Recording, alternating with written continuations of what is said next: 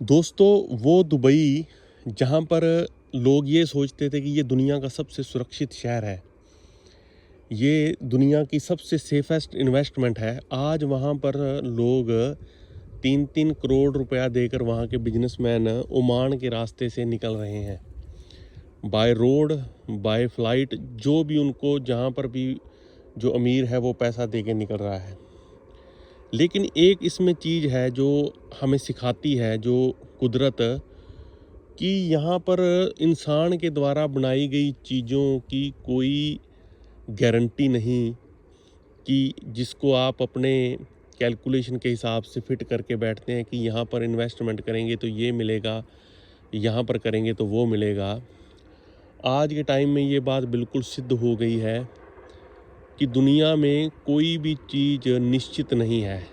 वो दुबई जहाँ पर इतने बड़े-बड़े ऑफिसेज़ हैं, चाहे आगे जाके चीज़ें ठीक हों या इससे भी बदतर हों, लेकिन एट प्रेजेंट टाइम में ये चीज़ बिल्कुल, अगर वहाँ पर कोई भी हताहत होता है तो उसके लिए दुबई अनसेफ ही रहेगी ताउम्र उसके परिवार के लिए, या जिन्होंने वो टेरर देख लिया है या अभी देखेंगे, उनके लिए भी ये चीज़ें सारी उम्र याद रहने वाली हैं कि कोई भी देश, कंट्री सेफ नहीं।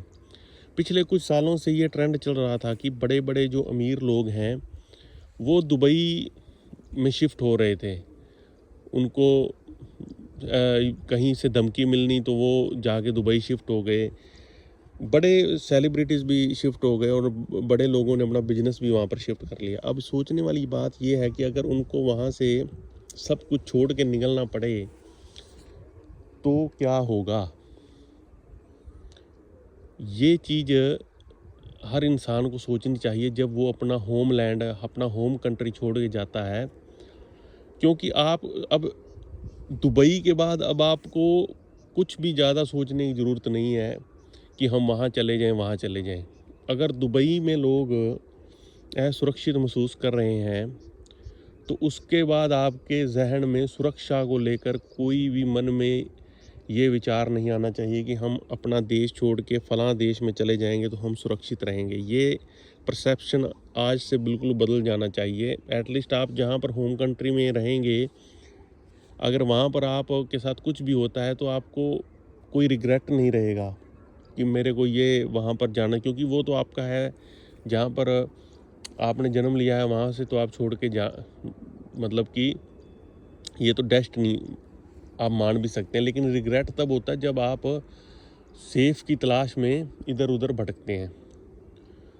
और दूसरा पॉइंट, अगर इसको हम एक साजिश कहें यूएसए की, एक तीर दो शिकार, या हम इसको एक वो चीज़ कहें कि अपने पैर पर आपको कुल्हाड़ी मारना, वो दुबई के लिए या अरब कंट्रीज़ के लिए, कि वो अरब कंट्रीज़ जो टूरिस्ट प्लेस, मतलब कि पूरी दुनिया में टूरिज़्म के लिए मशहूर थे, उन्होंने 5 दिन में अपनी सारी साख मिटा दी है।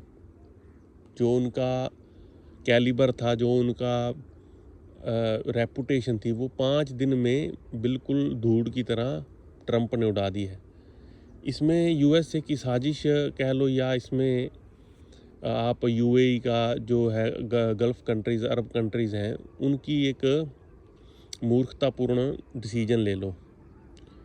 लेकिन अब जो स्थिति है उसका आगे कोई प्रेडिक्शन नहीं है, क्योंकि जो चीज़ यूएसए ने सोची थी वो तो पूरी हो गई है। उन्होंने उनके जो सुप्रीम लीडर है उसको मार दिया, लेकिन उसके बाद क्या, अब उसके बाद का जो खेल है वो अब ईरान के हाथों में है। क्योंकि ईरान ने लगभग वहाँ के जो सभी 6-7 कंट्री हैं जिनमें बेस हैं यूएसए के, उन सब को उन्होंने एक बार दिखा दिया है कि वो अकेले भी 6-6 देशों के साथ लड़ सकते हैं। 6 देश वो और 2 देश यूएसए, इजराइल, जो कि सीधा प्रत्यक्ष तौर पर युद्ध लड़ रहे हैं, और बाकी जो है अप्रत्यक्ष रूप से तो है ही उनके साथ, यूरोप है उनके साथ, और देश कई हैं। लेकिन ये एक लेसन है दुनिया के लिए कि आप जहाँ पर भी हैं वहाँ पर आप अपने लिए मौके तलाशिए। अब अपने देश को सुदृढ़ कीजिए, अपने देश से प्यार कीजिए। अदरवाइज़ आपने जो दुबई का हाल देख लिया है, मैं ये नहीं कहता कि आगे दुबई इससे बदतर होगा या इससे अच्छा होगा।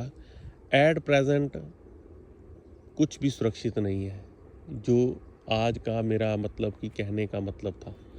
आप दोस्तों इसके बारे में क्या सोचते हैं, एक बार कमेंट करके ज़रूर बताना। नमस्कार दोस्तों।